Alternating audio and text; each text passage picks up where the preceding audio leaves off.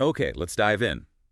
Welcome to the Deep Dive, the show where we take your stack of sources, the articles, the research, the news you've gathered, and really unpack them. Yeah, try and find those key insights, the important facts that kind of cut through all the noise out there. Exactly. And this deep dive is built specifically from the materials you shared with us. That's right. And this particular stack, it's fascinating.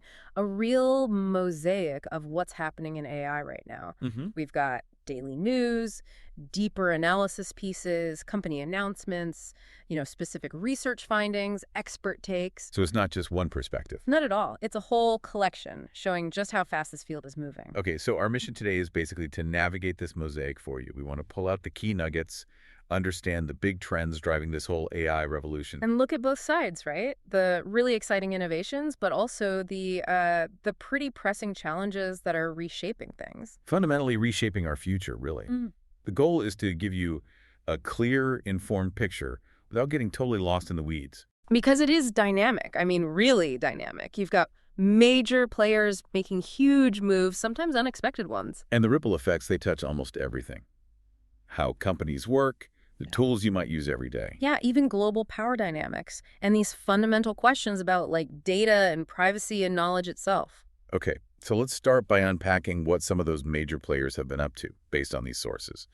And, well, we probably have to start with OpenAI. They're definitely making waves. Huge waves. Not least with a pretty staggering financial number reported here. They are. The sources point out OpenAI has blown past $10 billion in annual revenue. $10 billion. Yeah, it's a massive milestone. And it's largely driven, as you'd guess, by ChatGPT subscriptions. Shows incredible adoption, really. Massive adoption. People are clearly finding value, paying for it. It just underscores how fast they've scaled up. But, as often happens with that kind of speed, the sources also show they're hitting some major challenges alongside that success. Oh, definitely. Legal and privacy issues seem, well, particularly thorny right now. They really are. One big one is this U.S. court order. It's part of a copyright lawsuit. It's demanding they store user logs globally, indefinitely. Indefinitely, globally. That immediately rings privacy alarm bells. Huge ones, especially when you think about potential clashes with, say, European regulations like GDPR. Right. And that's not all. Separately, they're fighting a similar demand for user data in that New York Times lawsuit. Yeah. They're arguing, look, this compromises user privacy. It sets a really bad precedent. So it's fascinating. It's not just about the data used to train the models anymore, which gets a lot of attention. Exactly. It's also about the data users generate when they're actually using the tools. That's a critical distinction. Precisely. And kind of compounding that, there are reports suggesting that even when you, the user, actively delete your conversations, some of that chat data might still be retained. That definitely adds fuel to the fire regarding transparency, doesn't it? Yeah. How they handle our data. Absolutely. And beyond just privacy, there's the whole security and ethics side, too, especially misuse by, sophisticated actors. State-linked groups. Yeah, exactly. They've had to actively ban accounts linked to groups from China, Russia, Iran. What were they doing? Reportedly using ChatGPT for things like disinformation campaigns, influence ops, even cybercrime stuff like developing malware or manipulating social media. Wow. So it shows the double-edged sword of making these tools so accessible. It really does. And it means they have to constantly ramp up their monitoring efforts. And amidst all these legal fights and security issues, they're still pushing into new markets. Education, for example. That's the other side of the coin, their strategic push.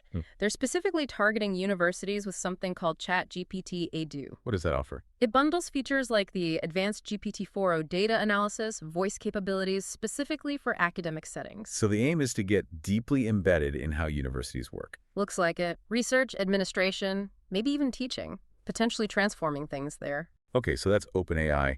Rapid growth, major legal and privacy headaches, security concerns, but also strategic expansion. Let's switch gears to Apple. Their AI story feels a bit different, like lots of ambition, but also some, well, notable stumbles, according to these sources. Yeah, that sums it up pretty well. The sources talk about these sweeping software updates coming across Apple devices. There's this new liquid glass design language. Right. And several AI-driven features baked in. Things like on-device translation, which is a big deal for privacy. Genmoji, Custom emojis. Yeah, that kind of thing. Creative tools. And they are opening up a bit with an AI framework for third-party developers, too. And knowing Apple, the big selling points are privacy, productivity, personalization, making AI feel, seamless within their ecosystem. Exactly. The sources also mentioned iOS 26 coming down the line, maybe WWDC 2025, with a design refresh, smarter battery tech. And more AI tweaks, like for AirPods, gaming. Yeah, enhancements there, too. And on the tech side, their research team unveiled STARFlow.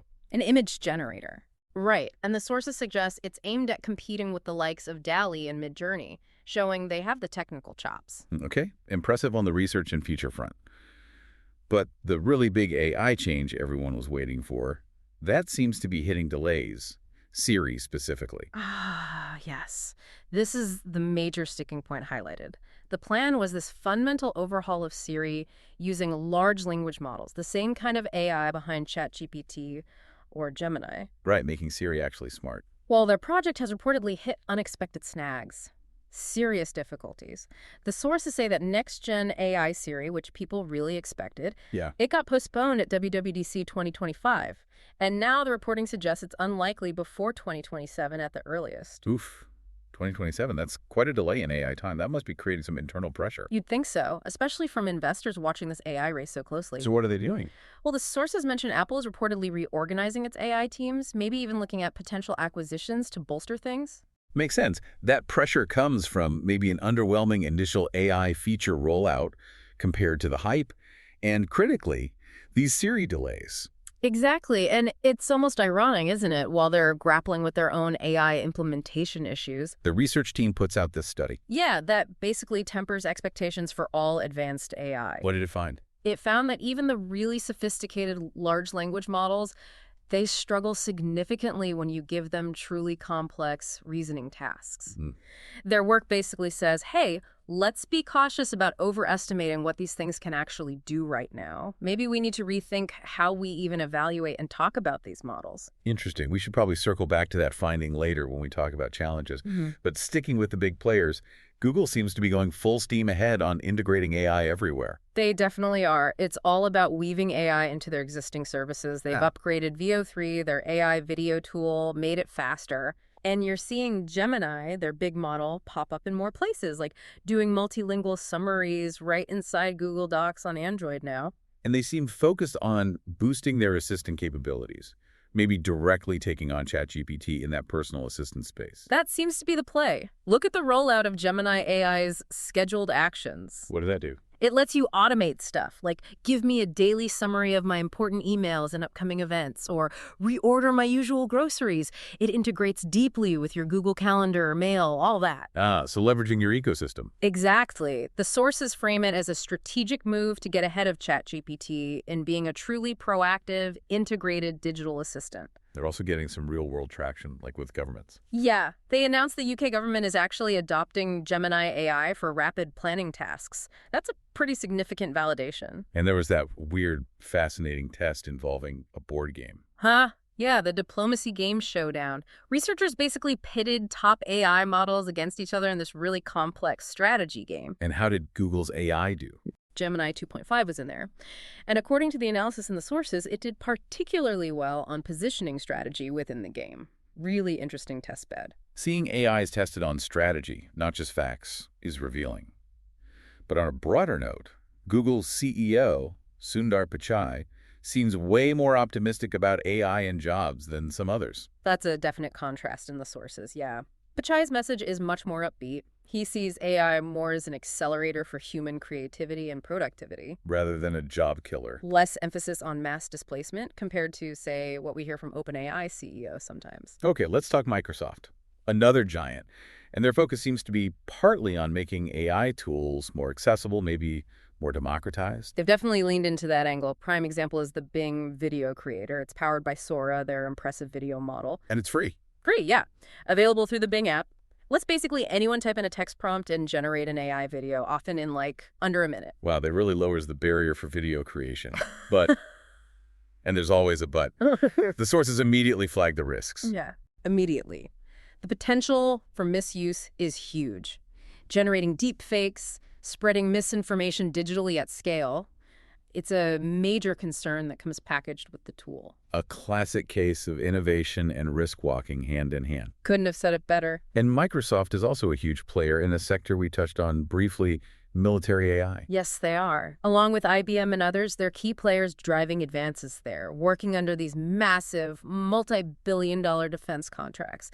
The global military investment in AI is just unprecedented right now. Okay, one more major player mentioned prominently, Meta. Their focus seems a bit different again, maybe more foundational. Yeah, it looks like a strategic pivot towards the underlying data. The sources mention Meta is in talks for a massive investment, potentially over $10 billion. $10 billion. In what? In a company called Scale AI. What do they do? They specialize in AI data labeling. That's the really crucial, often painstaking work of preparing and annotating the enormous data sets you need to train sophisticated AI models. So it's about the quality of the fuel for the AI engine. Exactly. This potential investment signals Meta is betting big on high-quality data infrastructure being a key competitive advantage going forward. Okay, so we see these giants all pushing hard on AI, but in quite different ways. Pushing products, hitting research walls, focusing on access, shoring up data. It's definitely a multifaceted race, each playing to their strengths, but also navigating some pretty tricky challenges. Right. So having looked at the big players, let's connect this to how AI is actually showing up across different sectors, using the examples in your sources. We mentioned military use already. Right, that unprecedented global investment. And the sources bring up an interesting angle here, too. Experts are warning that this heavy reliance on big tech companies for national security AI, it could empower these corporations in ways that might start to challenge democratic oversight, maybe even civil liberties.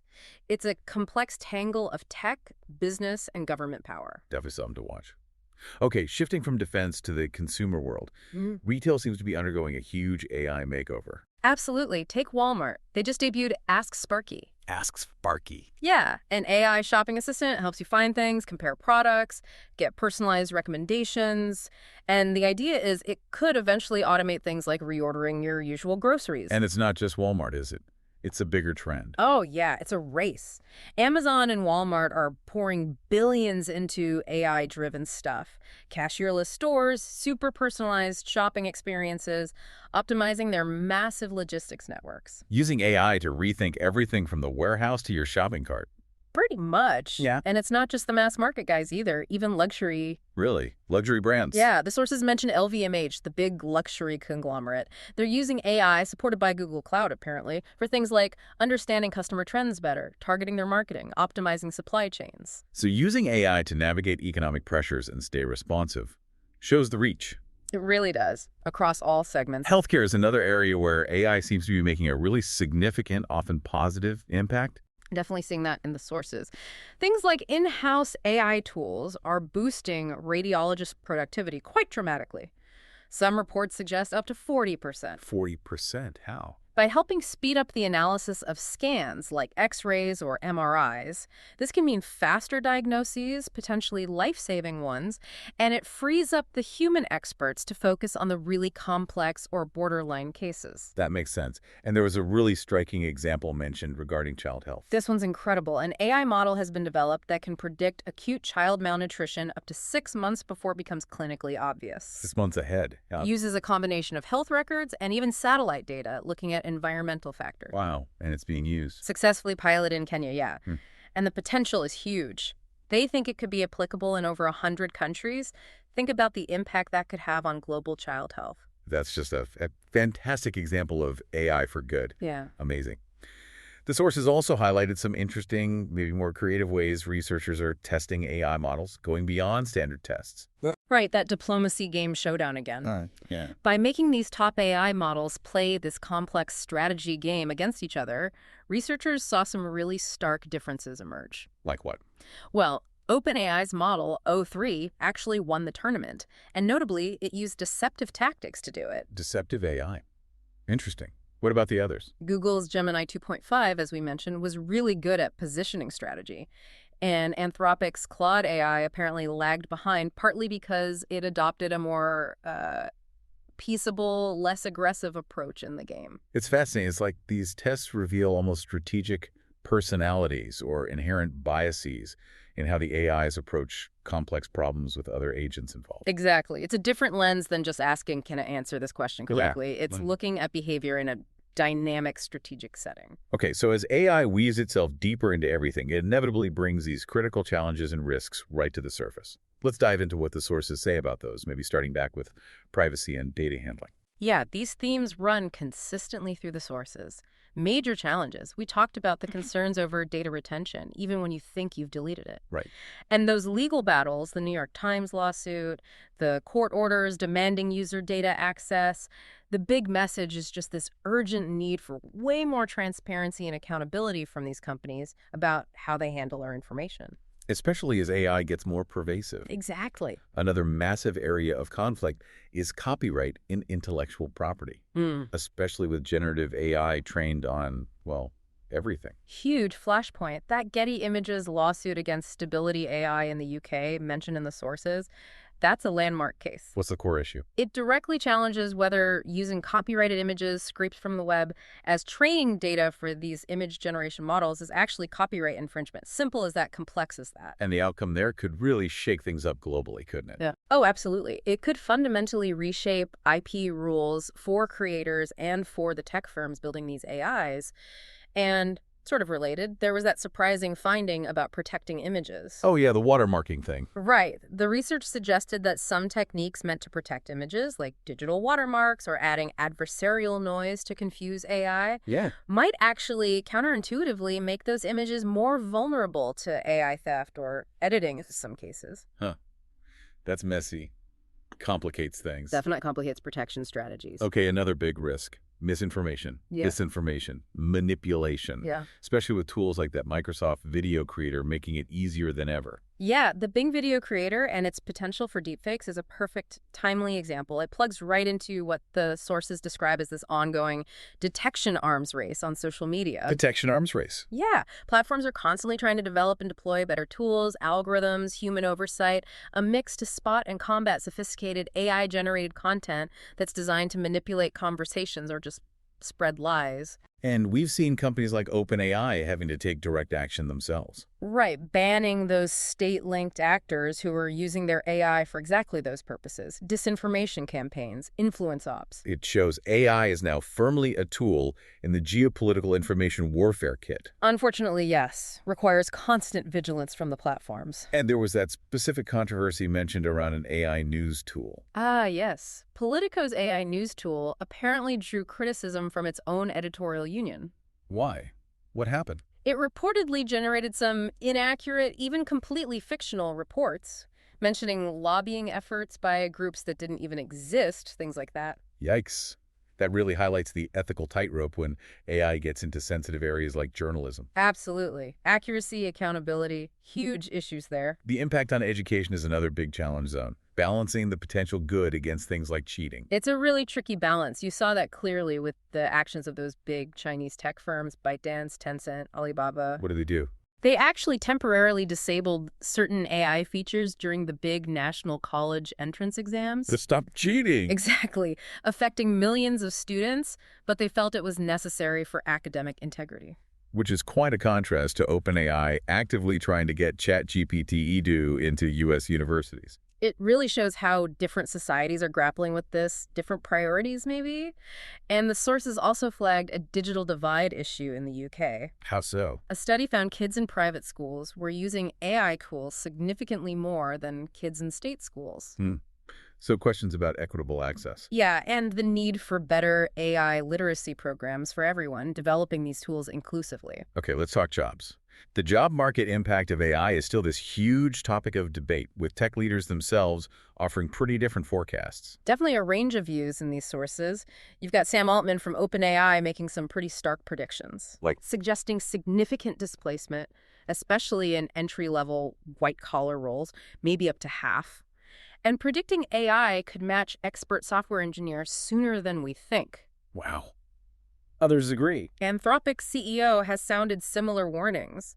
But then, as we said, you have Sundar Pichai at Google being much more optimistic, framing AI as more of an accelerator. Boosting human capabilities rather than replacing them outright. That's his perspective. And interestingly, the sources included this counterpoint about Gen Z. The younger generation, what about them? Reports suggest they're largely unfazed by all the job displacement talk. Really? Why? Maybe they just see AI differently, more like a collaborator, something they expect to integrate into how they work, not something that replaces them entirely, a different mindset, perhaps. Interesting perspective. Now, going back to those technical limitations we mentioned earlier, Apple's research on reasoning flaws feels important here. It absolutely is, because despite all the impressive stuff AI can do writing text, generating images studies like Apple's are a crucial reality check. Showing the limits. Yeah, showing that even advanced models struggle with truly complex reasoning. It reminds us not to, anthropomorphize these systems too much or overestimate their actual problem-solving abilities, especially when we think about applying them to critical tasks. Good point. And finally, on challenges, while the big tech giants are charging ahead, it seems like AI adoption is proving harder for smaller businesses. That's what a survey cited in the sources suggests, a pretty sharp drop, actually, in small business AI tool usage, from 42% down to 28%. Why the drop? What are the barriers? The main ones reported are pretty predictable: high costs, the complexity of actually implementing these tools, and challenges around managing the data required. So even if they see the potential benefits, The practical hurdles are still really significant for many smaller players. that really highlights how this AI revolution isn't necessarily lifting all boats equally, is it? Not uniformly, no.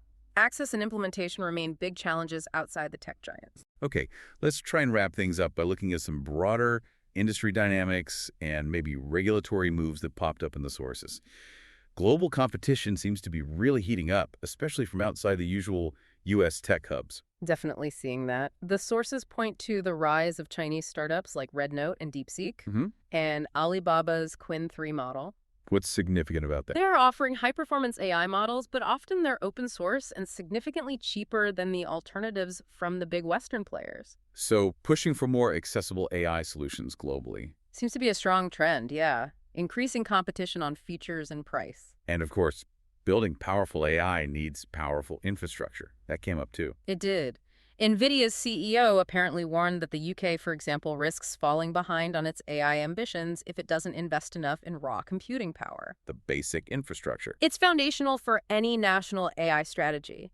But there's also innovation happening on the other end, making AI more energy efficient, more personal. Like that NPU thing mentioned. Yeah, VeriSilicon's ultra-low energy NPU. An NPU is a neural processing unit, a chip designed specifically for AI tasks. And this one is low energy. Ultra-low energy, but still high performance over 40 TOPS, which is a measure of AI processing speed. The idea is to enable powerful AI, even generative AI, to run efficiently directly on your device, like your phone or tablet. On-device AI. Less reliance on the cloud. Exactly. More towards personal AI servers, energy-efficient ones, running right there in your hand. Interesting. And finally, regulators are clearly starting to grapple with all this more actively. Yeah, we're seeing concrete steps, like the UK's financial regulator, the FCA, teaming up with NVIDIA To do what? to create what they're calling a supercharged sandbox starting this October. A sandbox. Yeah, basically a safe, controlled environment for banks to experiment with using AI for financial applications. They can test things out while the regulators help them address the risks like data privacy, potential bias, fraud prevention in a practical way. So enabling innovation, but with guardrails. That seems to be the approach. Trying to find that balance. It runs alongside those legal challenges, like the Getty case, shaping the rules of the road. Okay, wow. We have definitely covered a lot of ground from this stack of sources. I mean, the incredible pace of change from OpenAI, Apple, Google, Microsoft, each with their own mix of breakthroughs and headaches. Yeah, successes and challenges hand in hand. And we've seen how AI is just spreading into so many different areas: retail, healthcare, even the military. Transforming operations, creating new possibilities. But also digging into those really critical challenges: privacy, data rights, copyright battles, that whole fight against misinformation. The impact on education, the job market questions, even the fundamental technical limits we're still discovering. It really underscores just how pervasive and, frankly, transformative AI is becoming right now. It's not some sci-fi future anymore. No, it's here. It's incredibly dynamic. And understanding this whole landscape by doing this kind of deep dive into the actual source material you've provided, it gives you a much richer, more nuanced picture than just catching headlines. It certainly does. Yeah. And, thinking about some of those points we discussed, like the diplomacy game, showing AIs with almost distinct strategies, deception, positioning, being peaceful. Yeah, those emergent behaviors. And contrasting that with Apple's research, showing these advanced models still have fundamental reasoning flaws when things get complex. It leaves you with a big question, doesn't it? As these AI systems get woven more and more into your daily life, your work, the world around you, influencing everything from what you buy to potentially critical decisions, how should you really evaluate their trustworthiness, their actual capabilities? What questions should you be asking? Exactly. What questions should you be asking about these systems, the data they learn from, and how they actually behave in the real world? It's probably the critical question for all of us trying to navigate this AI revolution effectively. Absolutely. Well, that wraps up this deep dive.